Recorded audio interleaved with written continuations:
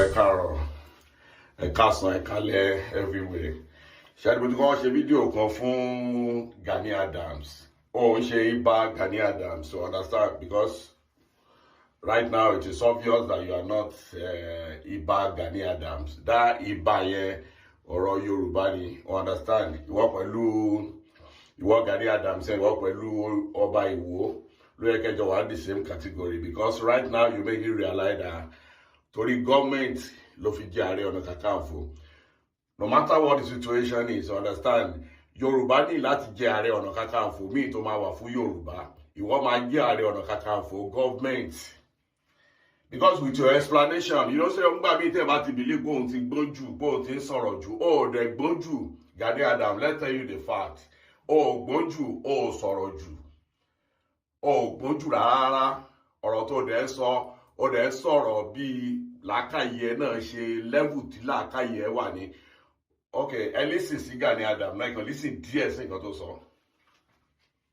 Wọ́n ní pé tí ìjọba bá rẹ́dì, wọ́n pè wá rẹ́dì. Ìjọba ló ń control lù sí. Even àwọn ọba gan, ìjọba ní influence lé wọn lórí. Ìjọba ló install ọba. Ọba gan ò lè pàṣẹ pé kẹ́hìn lọ jagun láì ní approval wa ìjọba nú. Wọ́n ní pé tí ìjọba bá rẹ́dì. Ṣé ti gbọ́ ọ̀rọ̀ àdá tó ń sọ sí?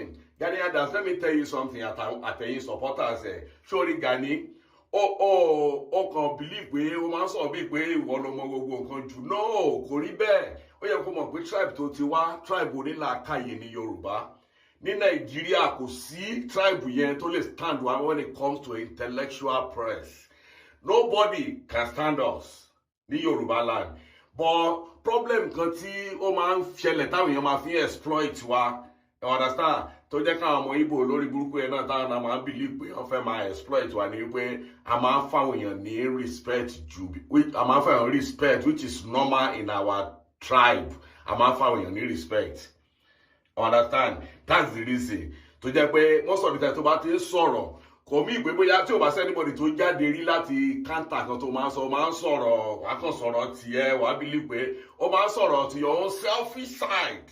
Báwo èèyàn máa ń dákẹ́ because a máa ń ní respect fún anybody ní tribe wa tó bá ti fi ṣe leader.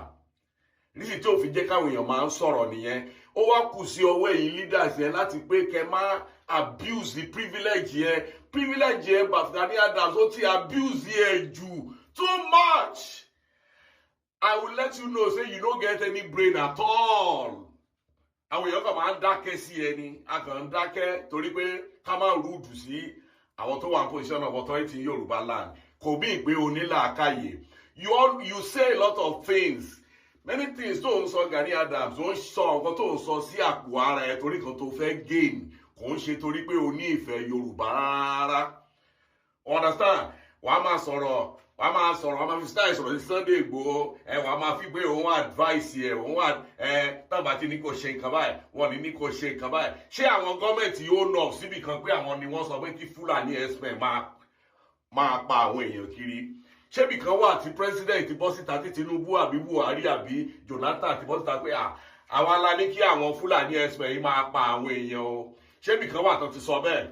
So gọ́ọ̀mẹ̀ntì wo ló wá expect kó sọ fún ẹ pé lọ gbèjà àwọn èèyàn? Gọ́ọ̀mẹ̀ntì wo ló wá expect? Gani, you don't get sense o. Wàláì, àwọn èèyàn kan dákẹ́ sí ẹ, wọ́n kàn wú ẹ ní. Má rò kó bóyá wọ́n nìkan ló gbọ́n jù. Kò bá tẹ̀lé rò bẹ́ẹ̀ náà because your brain is just very little. Everybody kan dákẹ́ sí ẹ ní.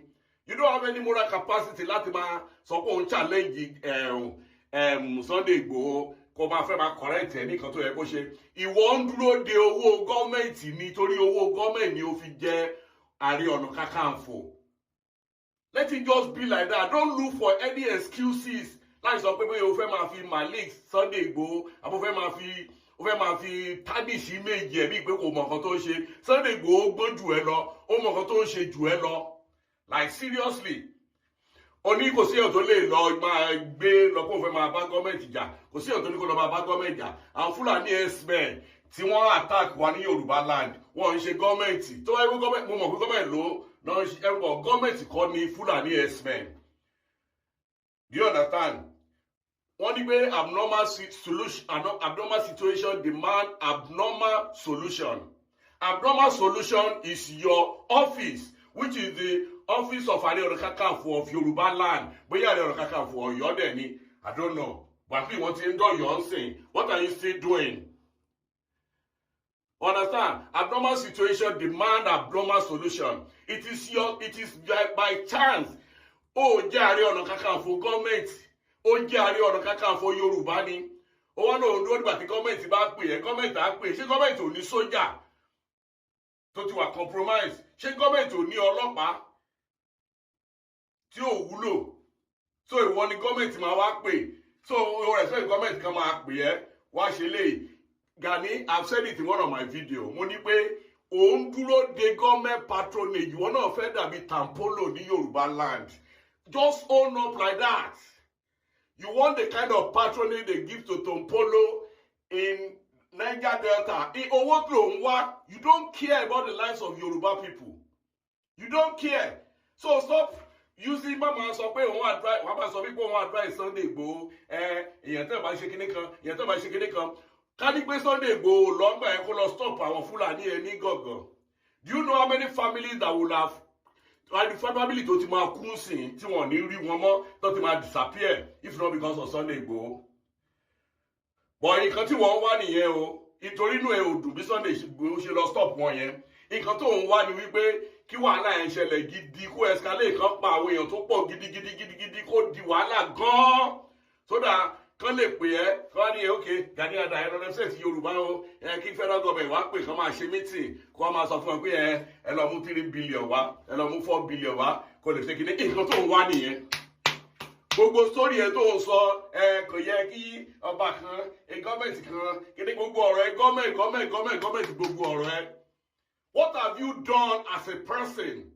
Ìgbà tó o di Ààrẹ Ọ̀nà Kakanfò, gọ́ọ̀mẹ̀ntì kan ló fi ẹ́ jẹ Ààrẹ Ọ̀nà Kakanfò, ó jẹ Ààrẹ Ọ̀nà Kakanfò lórí Yorùbá, a gbà wípé o lè lọ gbé ìbọn kó lọ confront sójà. Gbà àwọn tó ń bá wa fa wàhálà yìí wọn ò ṣe sójà, wọn ò ṣe ọlọ́pàá. Fúlàní ẹ̀sìn ni wọ́n. Tó bá tiẹ̀ wá mú ẹ tá àrẹ́sì ẹ kí ló jẹ́ tó bá lọ fèsì Fúlàní ẹ̀sìn. Tí gọ́ọ̀mẹ̀ntì bá wá àrẹ́sì ẹ, ṣe bá àwọn ọba àwọn àgbà Yorùbá wà ńbẹ̀, ṣe wọ́n mọ̀ pé ìwọ ni Ààrẹ Ọ̀nà Kakanfò Yorùbá, ṣe wọ́n máa dìde one way or the other tọ́lẹ̀ máa try láti save ẹ pé àwọn èèyàn lè máa wò wá kí Fúlàní máa pa àwọn Yorùbá. At least you should have done something, but ìwọ ò rẹ́dà ti ṣe anything, o kàn create fear sí everybody tó wá fẹ́ dìde láti lọ ṣe anything bẹ́ẹ̀ yẹn ni. You are only creating fear because that's your machination pé kí anybody má lọ stop àwọn Fúlàní ẹ̀sìn yẹn tó wá possible kan tó bá investigate yẹn possibility wà gan pé òun hate and abate àwọn Fúlàní ẹ̀sìn yẹn tó máa wọ Yorùbá land bọ̀ láti wá máa jà for your own personal interest. Gani Adams, if they investigate you, you are behind the attack in Yoruba land because ibi tó ti máa prosper nìyẹn, ibi tó ti máa rí owó nìyẹn. So our story to man sọ any government consists of any government. Did you become Ààrẹ Ọ̀nà Kakanfò because of government? What has been your impact since tó ti jẹ́ Ààrẹ Ọ̀nà Kakanfò? You kò lọ máa sọ story kiri. Story náà ni látàárọ̀ dalẹ́. Story ni no action, no nothing. Kò sí problem, you are Ààrẹ Ọ̀nà Kakanfò. Òun dúró dìgbà tí gọ́ọ̀mẹ̀ntì máa pè é àbí? Thank you very much. Ẹ jẹ́ kí àwọn Yorùbá kí a yan Ààrẹ Ọ̀nà Kakanfò tí ò kì í ṣe ti gọ́ọ̀mẹ̀ntì tó máa lè dúró tá a wojú àwọn Fúlàní herdsmen. Ẹ jẹ́ a yan Ààrẹ Ọ̀nà Kakanfò yẹn eléyìí ò ṣe Ààrẹ Ọ̀nà Kakanfò wa Ààrẹ Ọ̀nà Kakanfò gọ́ọ̀mẹ̀ntì tó ń dúró ní contract gọ́ọ̀mẹ̀ntì ni. Gani Adams fẹ́ bèrè question ní ọwọ́ ẹ. Gbogbo bó ṣe ń sọ pé o lè function without government yìí ṣé o mọ̀ bẹ́ẹ̀ tẹ́lẹ̀tẹ́lẹ̀ kó tó jẹ Ààrẹ Ọ̀nà Kakanfò Yorùbá land? O mọ̀ àbí o máa tọrọ ẹ jẹ ṣùgbọ́n you don't have any advice for Sunday Igboho láti máa discourage anybody. You're supposed to be removed. Okay, Gani Adams tí yóò sọ̀rọ̀ yìí sì jẹ́ tó ń bọ́ obìnrin kí tó ń gbowó kí tó jẹ́rí gidigidi káàkiri. Mo jẹ́ ẹ̀jẹ́ fún orílẹ̀-èdè mi ilẹ̀ Odùduwà tó ń ṣàn fún wàrà àti fún oyin, ilẹ̀ tó kún fún àwọn akọni ọgbọ́n ètò àti òye.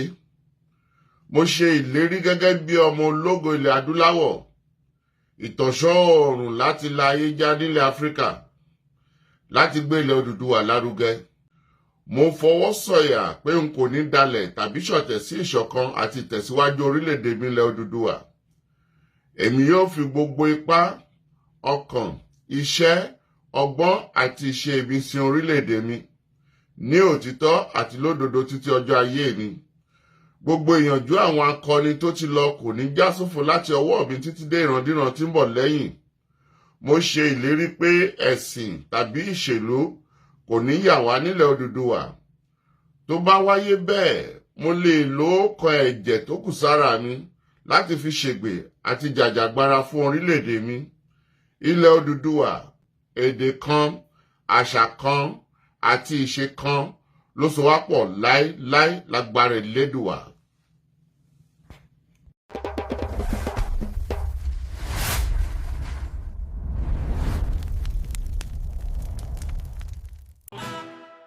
Wetin you dey wait for? If you never subscribe to Arole Baba 1010 Media and TV, you dey miss street gist.